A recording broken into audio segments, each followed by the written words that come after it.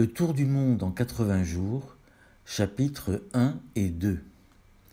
Fogg était un membre du Reform Club de Londres qui est peu communicatif et silencieux. Fogg n'avait pas quitté Londres. Il joue au whist où il gagnait souvent. Fogg vivait seul dans sa maison. Ni femme, ni enfant, ni parents, ni amis. Il attendait son nouveau domestique le 2 octobre. Passepartout a d'excellentes références.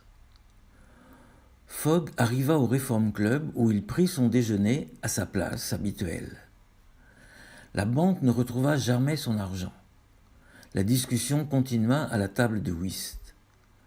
Fogg parie 20 000 livres qu'il fera le tour du monde en 80 jours. Il prendra le train au départ de Douvres le 2 octobre et sera de retour le 21 décembre à 20h45. Fogg rentra chez lui et appela Passepartout. Il lui demanda de préparer un sac avec 2 chemises de laine et 3 paires de chaussettes pour chacun. La porte fermée à double tour, ils prirent un taxi pour aller à la gare. Chapitre 2. Ils achètent des billets de première classe pour Paris. Ils aperçurent les collègues du Reform Club. Vous pourrez contrôler mon itinéraire à mon retour. Au revoir. Le train se mit en marche sous une pluie fine. La nouvelle du Paris se répandit dans le club, puis, grâce aux journaux, dans tout le Royaume-Uni. Tout le monde pariait pour ou contre Fogg. Il était impossible de réussir dans ce projet. Un article démontrait clairement la folie de l'entreprise. Fix, qui est un détective anglais, file le voleur de la banque.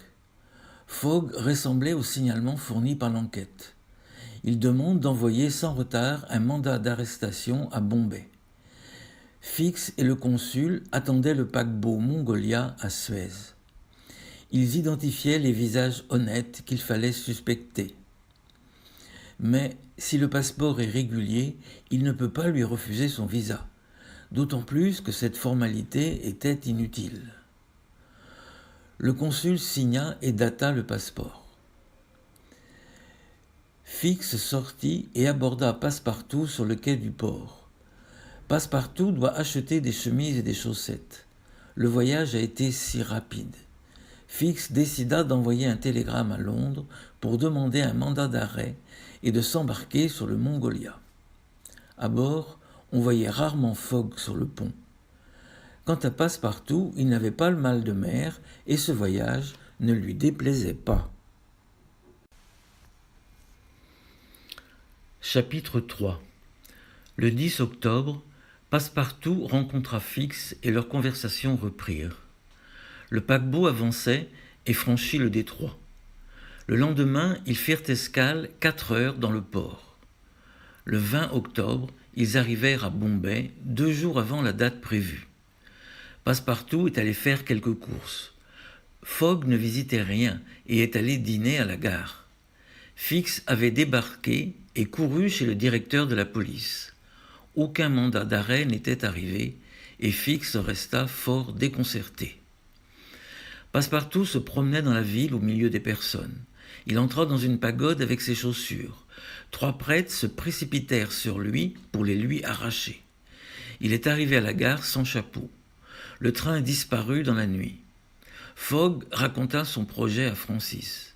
Les 2 hommes pensent que Passepartout ne respecte pas les coutumes religieuses. Il aurait pu retarder Fogg. Passepartout changeait d'avis, prenait au sérieux les projets de son maître. Au hameau, le conducteur du train fit descendre les voyageurs. Le chemin de fer n'était pas terminé. Il y avait des charrettes traînées par des zébus. Cela était prévu. Fogg demanda à l'Indien s'il pouvait lui vendre l'éléphant pour 2000 livres. L'affaire conclue, Fogg trouva un guide. Fogg lui promit une belle somme d'argent. Chapitre 4. Ils sont allés à travers la forêt. Après 2 heures de marche, ils se sont arrêtés pour faire reposer l'éléphant. Ils ont mangé et se sont endormis. On entendait les cris des singes. Ils ne font pas de bruit parce qu'il y a une procession de prêtres. les Angali, n'ont pas pu détruire ces coutumes barbares qui existent encore. Ils veulent que la jeune femme soit brûlée avec le corps de son mari. Le sacrifice aura lieu le lendemain matin au lever du soleil. Aouda a reçu une éducation anglaise. Fogg a proposé de sauver Aouda parce qu'il avait le temps. Ils veulent attendre la nuit pour agir. L'enlèvement n'a pas pu s'opérer dans la nuit. Fogg et Passepartout se mêlèrent à la foule et la suivirent à l'aube. Le vieux Raja n'était pas mort, comme un fantôme. Toute la foule était allongée par terre. Passepartout a profité de l'obscurité profonde. Passepartout avait été le Raja et avait arraché Aouda à la mort.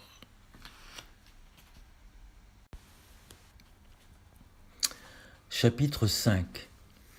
Une fois arrivé à la gare, Fogg offrit l'éléphant au guide.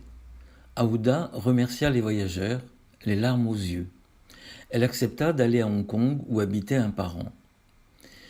Ils sont enfermés dans une chambre aux fenêtres avec des grilles.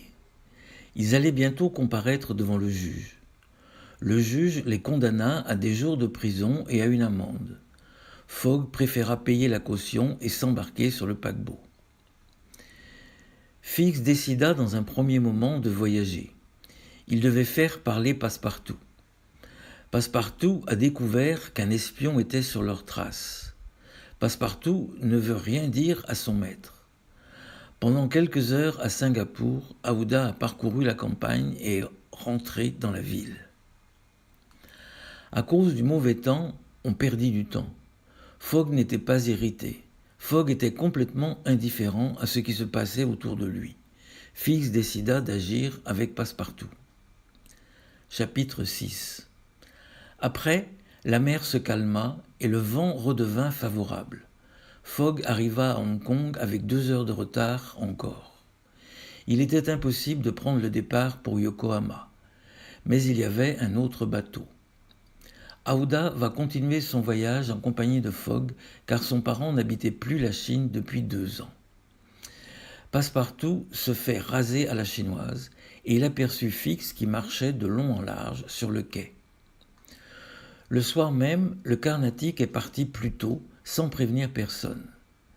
Fix invita Passepartout dans une taverne sur le quai. Passepartout buvait joyeusement. Il ne se leva pas pour aller prévenir Fogg que le Carnatic partirait non plus le lendemain, mais le soir. Fix dit à Passepartout qu'il partagerait la prime si Passepartout l'aidait à retenir Fogg pendant quelques jours. Passepartout n'avait pas compris que Fix est un inspecteur de police chargé d'une mission. Passepartout s'évanouit.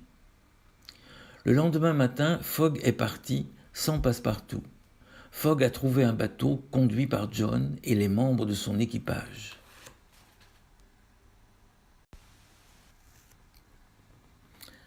Chapitre 7. Fogg pensait à son domestique dans le Katandéré et regardait la mer agitée. Le capitaine du paquebot du Yokohama avait vu les signaux de la Tankadéré et Fogg, Mrs. Aouda et Fix étaient montés à bord. Mais Passepartout se promena dans la ville, à Yokohama, en se demandant comment il allait faire pour gagner sa vie. Passepartout alla directement au cirque pour chercher du travail. Ce jour-là, pour terminer leur spectacle, ils devaient faire la pyramide humaine, mais l'un de ceux qui formaient la base avait quitté la troupe. On décida donc de le remplacer par Passepartout. Passepartout a vu Fogg parmi les spectateurs. Finalement, ils partent pour San Francisco. Mais Fogg n'avait encore gagné ni perdu aucun jour. Fogg s'informa de l'heure à laquelle partait le premier train pour New York. Il fit venir une voiture pour aller vers l'hôtel. Chapitre 8. Passepartout a acheté des armes à feu parce qu'il avait entendu parler des Sioux qui attaquaient les trains. Fogg, Aouda et Fix se promenaient dans la ville où il y avait un meeting politique. Fogg se retrouvait au beau milieu. Le train était prêt à partir. Il faut 7 jours. 1 heure après le départ, la neige tombait. Fogg ne regardait pas le paysage. Comme le train ne devait repartir que le soir, on décida de visiter la Cité des Saints. Aouda a évité une rencontre entre les deux hommes. Elle mit au courant Fix et Passepartout. Passepartout partit à la recherche des cartes et le jeu commença. Mais tout à coup, le train s'arrêta. Le train ne pouvait plus continuer sa course. 12 000 à pied et dans la neige. Cette proposition de Passepartout plaisait à certains voyageurs. À peine le train avait-il traversé le pont, Fogg et Proctor décidèrent de se battre en duel dans le dernier wagon du train. Les Sioux ont attaqué le train. Passepartout, pour faire ralentir le train et lui permettre de s'arrêter près de ce fort, avait détaché la locomotive en passant sous les wagons. Le train pouvait donc repartir. Un homme venait vers Fogg proposer un autre moyen de transport. Ils trouvèrent un train pour Chicago.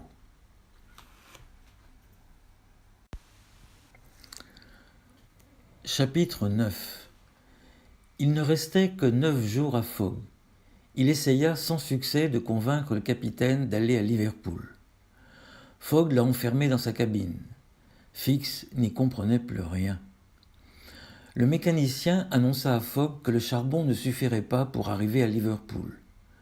Fogg va être obligé de démolir les parties du bateau qui étaient en bois pour faire avancer le bateau. On prendrait un autre bateau pour s'y rendre. Le voleur a été arrêté.